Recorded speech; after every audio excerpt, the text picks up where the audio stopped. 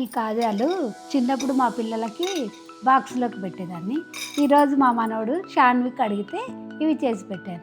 ఇవి ఈరోజు మా అమ్మాయి లండన్లో ట్రై చేసి మా బాబుకి బాక్స్లోకి, లంచ్ బాక్స్లోకి స్నాక్స్ లాగా పెడుతుంది. మడత కాజాకు కావాల్సినవి షుగరు, బియ్యపిండి, మైదా, వంట సోడా, సాల్ట్, నెయ్యి, పిండి కలుపుకోవడానికి వాటర్. ఒక పెద్ద బౌల్లో పిండి తీసుకొని pinch of salt, pinch of వంట సోడా, ఒక 2 స్పూన్స్ నెయ్యి మొత్తం ఇలా కలుపుకున్న తర్వాత ఇలా వచ్చిన తర్వాత కొద్దిగా వాటర్ వేస్తూ ఒక్కసారి పిండి కలుపుకో. మొత్తం ఒకేసారి వాటర్ వేయద్దు. ఇలా కలిపిన తర్వాత కొంచెం స్మూత్ రావాలంటే ఒక్కసారి చేయి తడుపుకొని బాగా మర్దన చేసుకో. ఇలా వచ్చేటట్లు ఉండాలి పిండి. మనం ఇట్లా అంటే నొక్కుతే ఇలా ఉంటాయి. ఈ పిండిని గాలి తగలకుండా ఒక టైట్ కంటైనర్లో ఒక 1 అవర్ పక్కన పెట్టుకోవాలి.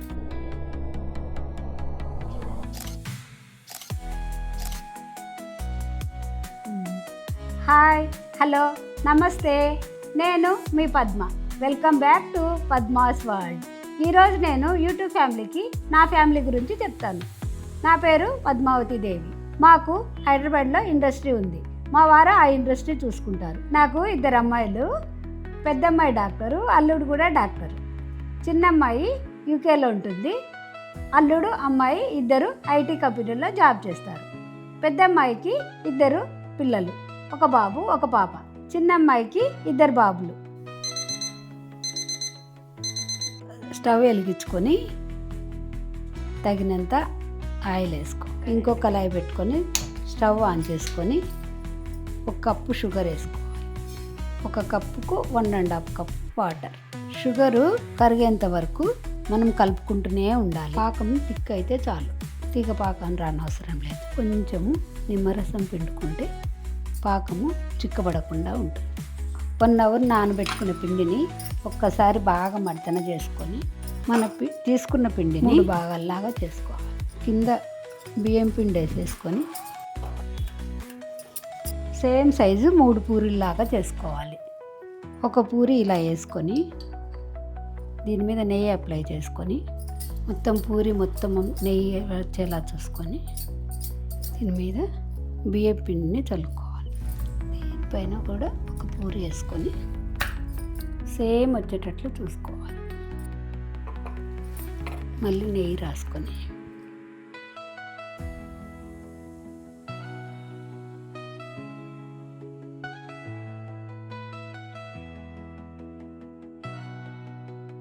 ఇలా రోల్ చేసుకోవాలి.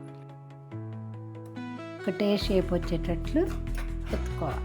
చిన్న చిన్న పీసెస్ లాగా కట్ చేసుకోవాలి.